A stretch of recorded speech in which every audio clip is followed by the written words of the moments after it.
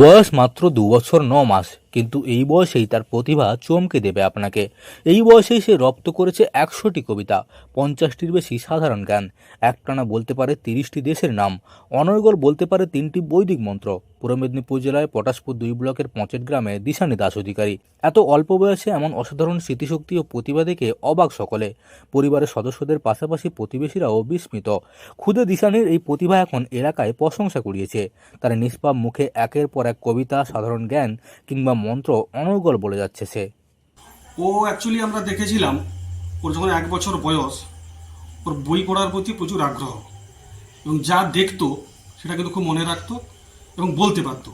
সে 100খানা মতো কবিতা জানে, তার সাথে কিছু ইংরেজি কবিতাও জানে, 50খানা মতো আমাদের জিকে রিলেটেড যেসব কোশ্চেন আছে সেগুলো জানে, 3খানা বৈদিক মন্ত্র জানে, ইংরেজি বর্ণমালা এবং আমাদের বাংলা বর্ণমালা পুরোটাকে শনাক্ত করতে পারে এবং তার বর্ণানুক্রমিক যে বর্ণনা সেটাও সে করতে পারে। তো আগামী দিনে আমরা তো চাই যে আরও ভালো করে পড়াশোনা করুক। আমাদের তরফ থেকে আমরা যথাসম্ভব চেষ্টা করব। অ্যাকচুয়ালি এটা করতে গিয়ে আমরা দীর্ঘ প্রায় 1 বছর ধরে আমাদের প্রচুর কষ্ট করতে হয়েছে। ছোটবেলা থেকেই বইয়ের প্রতি তার আগ্রহ ছিল। মাত্র 1 বছর বয়স থেকেই বই হাতে নিয়ে বসে থাকতো দেখা যেত তাকে। মা বাবা লক্ষ্য করেন সে খুব দ্রুত যে কোনো বিষয় মনে রাখতে পারে, শুনে শুনেই অনেক কিছু মুখস্থ করে ফেলতো। সেই অসাধারণ স্মৃতিশক্তি দেখে অবাক হয়ে যান তার বাবা মা। এরপর থেকে শুরু হয় তার নিয়মিত অনুশীলন। খেলার ফাঁকেই তাকে ছোট ছোট কবিতা শোনানো হতো। ধীরে ধীরে বাড়তে থাকে তার শেখার পরিধি। এখন সে একটানা অনর্গল বলতে পারে ৪৫টি কবিতা, পাশাপাশি বলতে পারে ৫০টিরও বেশি সাধারণ জ্ঞান, একটানা বলে যেতে পারে ৩০টি দেশের নাম, ৩টি বৈদিক মন্ত্র। ক্ষুদে অবস্থাতেই দুষ্টুমির সঙ্গে তার পড়াশোনার অনুশীলন চলতে থাকে। প্রতিদিন নির্দিষ্ট সময়ে তাকে নতুন কিছু শেখানো হয়, আবার আগের শেখা বিষয়গুলিও বারবার বলানো হয়।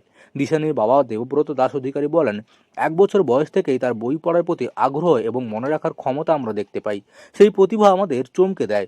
তারপর আমরা তাকে নিয়মিত অনুশীলন দিতে শুরু করি। এখন সে একটানা সবকিছু বলতে পারে।